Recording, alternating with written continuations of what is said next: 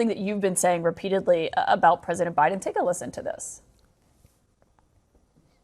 Talk about, being a dictatorship. This is what's happening under Biden. Under Joe Biden, we're actually living under a dictatorship today. If you want to find out what it's like to live in a dictatorship, we're living in one now. Well, we know what it's like under dictatorship, and that dictatorship right now is Joe Biden.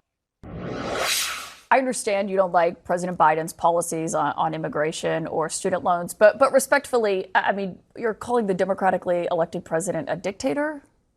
Well, we've got three branches of government, and this president, more like any other, has bypassed Congress because as a governor of a natural resources state and a big ag state, we're facing over 30 rules and mandates. Each one of those could be 800 pages to 1,400 pages long. None of them have come from Congress, and all of them could literally kill the industries that we have in our state, including baseload electricity, which we need to be competitive in the arms race around AI with China, who's building baseload electricity plants like 2 a month. So that's happening without Congress. And then, of course, on the student loan thing, when the Supreme Court ruled against him, then he just said, hey, we'll figure a different way to do it. So I just think that there's, again, a double standard here. He is bypassing the other two branches of government to push an ideological view, whether it's on economics or whether it's on climate extremism. He's doing that without using the other branches. And I think you don't like his executive orders and you don't like his policies. I understand that. I don't think anyone expects the Republican governor to agree with President Biden on that. But it's not a dictatorship. Well, I think, again, part of where this word has come from has been there's been a nonstop media attack on President Trump saying that he might use executive orders when he takes office. And was trying to make the point here that under this current administration, most of the changes that are driving inflation in our country, the stuff he's not doing on the border, which he could be doing with executive orders. I mean, the open borders and the inflation are things that he's doing by himself alone, ignoring the other branches of government. Well, I counted. Trump signed 220 executive orders when he was in office. President Biden so far has only signed 139, the same time span. And on executive action on immigration, it was Speaker Mike Johnson who was calling on President Biden to take executive action, saying it wasn't Congress's responsibility, it was his. I gotta say, being a billionaire can buy you a lot, but apparently can't buy you any good talking points when faced with a follow-up question on national TV. Here, Trump's VP contender Doug Burgum is called out on his absurd use of the word dictator to refer to Joe Biden while auditioning to be Trump's vice president. What's next? A complaint that Joe Biden is paying off too many porn stars while his wife is at home with their infant son, Barron? I mean, I know our memories are short, but let's not forget that it was Donald Trump who said this. We love this guy. He says, you're not going to be a dictator, are you? I said, no, other than day one. And it was Donald Trump who said this. Here we are. They've been doing this for 7 years, and we won twice. And now we're going to win a third time.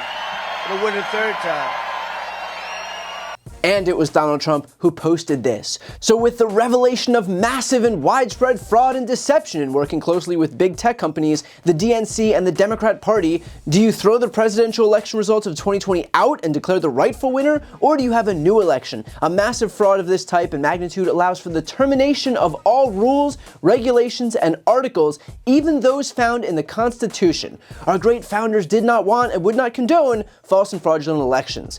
So someone should ask Doug Burgum, when it comes to a dictator, is it the guy who called for the termination of the U.S. Constitution, the guy who suggests that he'll run for a third term as president, the guy who quite literally said that he will be a dictator, or is it the guy who said none of those things? Please, take all the time you need with that one.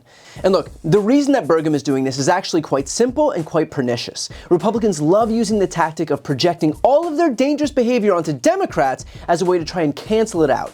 Trump will try to undermine a free and fair election, so he says that Biden is undermining a free and fair election. Trump and Republicans ban abortions, so they claim that Democrats are extreme on abortion rights. Trump and Republicans try to rip away Medicare and Medicaid and Social Security, so they say that Democrats are trying to take away your earned benefits like Medicare, Medicaid, and Social Security. Trump and Republicans vote against raising the minimum wage, so they claim Democrats are against low-wage workers. And now, Trump vows to become a dictator using those words, and so Doug Burgum goes on national TV and claims that Joe Biden is the dictator. Look, These Republican officials know that they're not going to be able to convince you that Donald Trump is good, but they can try and convince you that Joe Biden is bad. They're not going to be able to convince you that Trump doesn't want to be a dictator, but they can try and obliterate any sense of truth or reality so that you don't know what's what. It is the Steve Bannon model of flooding the zone with shit. The goal is the uncertainty. The goal is the obfuscation. The goal is the blurring of the distinction between fact and fiction. Doug Burgum didn't invent this strategy, and he certainly won't be the last to use it. The guy is nothing but a dutiful little foot soldier in the GOP's long-standing strategy to gaslight their followers for the express purpose of manipulating those who trust them. So if you're watching this play out, and you see someone like Doug Burgum, this country club-looking Republican who isn't as overtly crazy as Donald Trump, just know that that's a matter of style. Republicans will recruit people who try and give cover for the lunacy of the Donald Trumps and the Marjorie Taylor Greenes and the Lauren Boeberts and the Matt Gaetzes out there, but behind the sweater vests and soft tones, they espouse the exact same extremism. Remember Glenn Youngkin, the purported moderate governor of Virginia? He predicated the last midterm election cycle on gaining majorities in the entire state legislature so that he could pass a 15-week abortion ban throughout the entire state.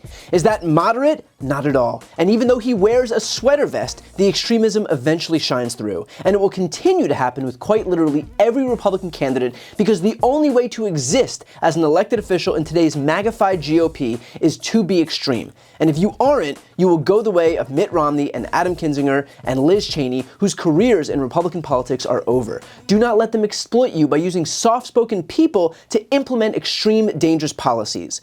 And one last point. If Burgum's goal here is to warn about dictators, that's fair. In fact, that's a worry that I share with him and that we should all share with him. So what he's doing, in effect, is inadvertently warning about the dangers posed by the guy who he's auditioning to run with. If Doug Burgum wants to make "Don't vote for dictators" the cornerstone of his campaign, when he's trying to run with the guy who quite literally promised to be a dictator on day one, then go for it. But if the goal is to convince everyone that Biden's the dictator and not Trump, Burgum might want to tell Trump to stop undermining that talking point on a daily basis. In the meantime, Trump will continue to string along all of his vice presidential contenders, including J.D. Vance, Tim Scott, Marco Rubio, and all of the others, because there is nothing he wants more than to pit a bunch of spineless sycophants against each other as they try and outbend the knee. In the end, all but one of these people will have anything to show for it, and what an indignity that will be, while the rest will have sold out every ounce of their dignity for a dangerous autocrat who has no more use for them. Although, one could argue that that would mean actually having any dignity in the first place. I've got a really exciting announcement. I've written a book. It's called Shameless. This book explores how Republicans have exploited their historical branding while attacking our democracy, how the media has proven itself a willful participant, and how Democrats can learn from this to rebalance the political scales and save our democracy. It has been a lifelong dream of mine to write my own book, and so I'd like to ask you to pre-order it by clicking the link right here on the screen. And if you buy within this pre-order period, your book is going to come with a signed nameplate. As you know, I've never had a single sponsor on my channel. I don't ask for money or anything like that, but if you're looking for a way to support me, this is hands down the best way to do it. So again, follow the link right here on the screen, and thank you from the bottom of my heart for pre-ordering Shameless. And as always, make sure to subscribe to see more of my content.